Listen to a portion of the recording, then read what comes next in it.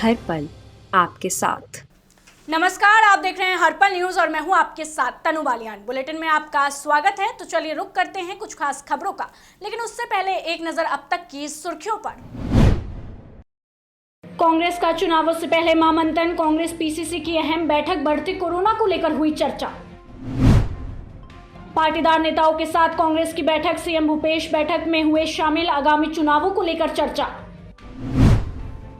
संयम ने पार्टी पर उठाए सवाल, टिकट बंटवारे पर उठाए सवाल, उम्मीदवारों की हुई जमानत जब्त।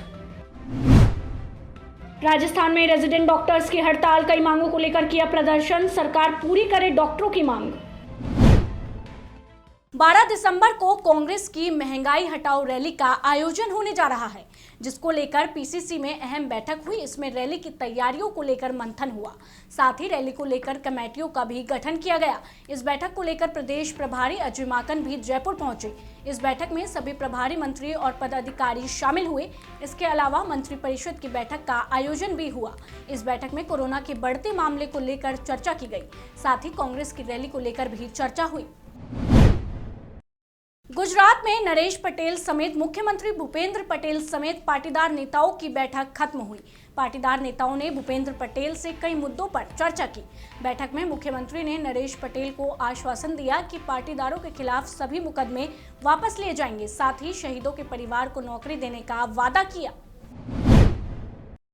सीएम अशोक गहलोत के सलाहकार संयम ने पिछले विधानसभा चुनाव में टिकट वितरण पर पार्टी के नेताओं पर सवाल उठाया है। उन्होंने जिला प्रभारी महेंद्र चौधरी की मौजूदगी में 2018 के चुनाव में कांग्रेस के टिकट वितरण और पार्टी पदाधिकारी बनाने की प्रक्रिया पर जमकर निशाना साधा। इस दौरान संयम ने कहा कि सिरोही और मारवाड़ जंक्शन ऐसी सीटें थी जहां कार्यकर्ताओं ने आपकी गलती को सुधारा और बीजेपी को हराया, जिसके बाद उम्मीदवारों की जमानत जब्त हो गई। राजस्थान में रेजिडेंट डॉक्टर सोमवार रात हड़ताल पर चले गए और सरकार से अपनी 8 मांगों को पूरा करने का आग्रह किया। हड़ताल से राज्य के अस्पतालों में आपात स्थिति समेत चिकित्सा सेवाएं प्रभावित हो सकती हैं। Jaipur association of resident doctors के उपाध्यक्ष पुखराज पहाड़िया ने कहा कि हमारी मांगों के प्रति सरकार की उदासीनता के खिलाफ सभी रेजिडेंट डॉक्टर आज रात हड़ताल पर चले गए हैं। उन्होंने कहा कि कोटा, उदयपुर, अजमेर, झालावाड़, बीकानेर और जोधपुर के मेडिकल कॉलेजों के रेजिडेंट डॉक्टर भी हड़ताल पर चले गए हैं। उनकी मांगों में राज्य सरकार की तरफ से नीट पीजी काउंसलिंग से संबंधित मुद्दों को जल्द से जल्द हल करने के लिए केंद्र के साथ समन्वय करने के प्रयास और अन्य लोगों के बीच निवासियों पर बोझ कम करना शामिल है।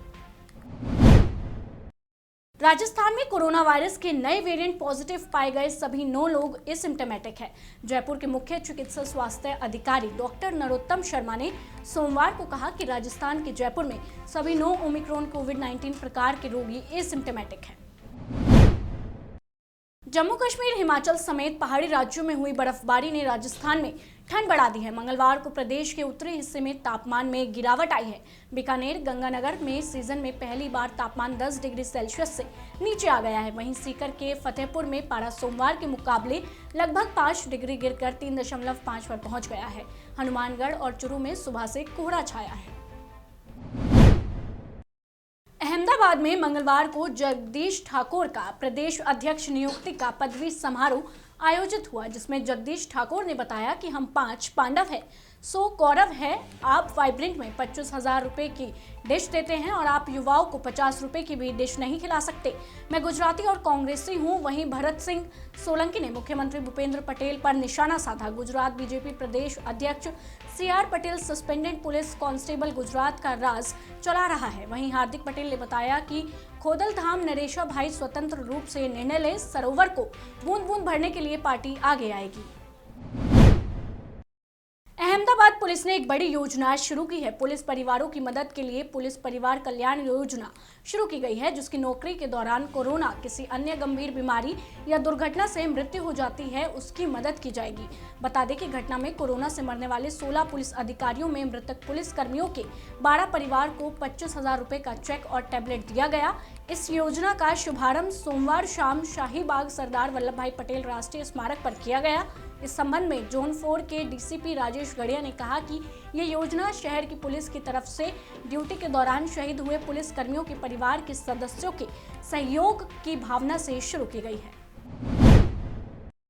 गुजरात के अहमदाबाद में गृह राज्य मंत्री हर्ष सांघवी की अध्यक्षता में होमगार्ड नागरिक सुरक्षा स्थापना दिवस मनाया गया। गृह राज्य मंत्री की ओर से कोरोना काल में अच्छा प्रदर्शन करने वाले कोरोना योद्धाओं के आश्रितों को प्रशंसा पत्र भेंट किए गए। इसके अलावा महामहिम राष्ट्रपति ने पदक से सम्मानित किया और सैनिकों को उनके वीर कार्यों के लिए सराहना की। इस मौके पर गृह राज्य मंत्री हर्ष सांघवी ने होमगार्ड कर्मियों की सेवा गतिविधियों की सराहना की और कहा कि राज्य के होमगार्ड के जवान मानवीय सेवा कार्य का एक बहुत अच्छा उदाहरण दे रहे हैं।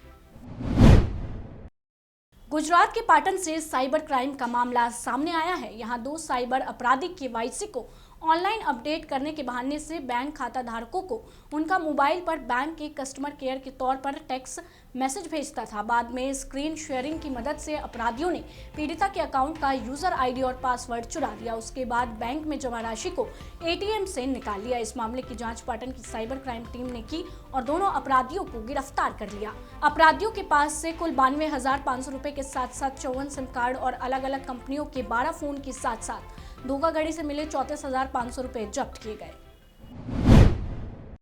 गुजरात के पाटन में कनालों के टूटने का सिलसिला लगातार जारी है। इसी कड़ी में गुजरात के पाटन के चलवाड़ा गांव में एक और कैनाल के टूटने की घटना सामने आई है। कैनाल के टूटने से 10 फुट का गड्ढा हो गया है, जिसकी वजह से किसानों के खेतों में पानी भर गया है। खेतों में पानी भरने से फसलों को भी भारी नुकसान पहुंचा है। गुजरात के हारिस शहर में आईटीआई के पास बाबरी आश्रम में महंत श्री चरणानंद बापू की पुण्यतिथि पर भजन कीर्तन का कार्यक्रम आयोजित किया गया।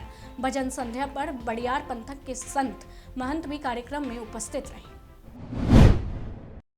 फिलहाल के लिए हमारे इस खास बुलेटिन में बस इतना ही। देश दुनिया की तमाम खबरों को जानने के लिए आप जुड़े रहिए हमारे साथ और देखते रहिए हर पल न्यूज।